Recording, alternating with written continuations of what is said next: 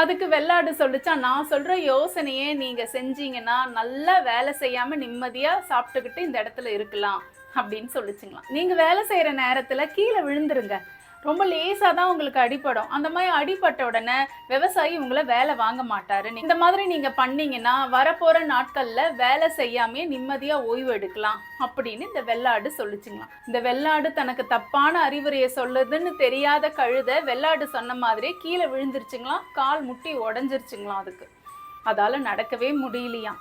அப்போ விவசாயி மருத்துவரை கூட்டிட்டு வந்தாருங்களாம். அப்போ மருத்துவர் விவசாயி கிட்ட சொன்னாருங்களாம், இந்த கழுதையோட எலும்பு கூடணும்னா இதுக்கு வெள்ளாட்டு கறி கொடுக்கணும் நீங்க.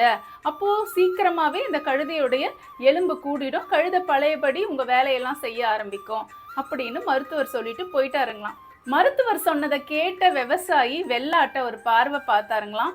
அவ்வளோதாங்க, வெள்ளாட்டு கதை முடிஞ்சுது. இந்த குட்டி கதையிலேருந்து நாம என்ன தெரிஞ்சுக்கிறோம்னா, நம்ம கூட இருக்கிற அத்தனை பேருமே நல்லவங்க இல்லைங்க. நமக்கு அவங்க ஏதாவது ஒரு அறிவுரை சொன்னால் கண்ணை மூடிக்கிட்டு அதை செய்யாமல் யோசனை பண்ணி நமக்கு அது நல்லது தோணுனா மட்டும்தான் நம்ம செய்யணும். இந்த குட்டி கதை உங்கள் எல்லாருக்கும் பிடிச்சிருக்கும்னு நினைக்கிறேன். அடுத்த குட்டி கதையில் உங்களை சந்திக்கிறேன். நன்றி, வணக்கம்.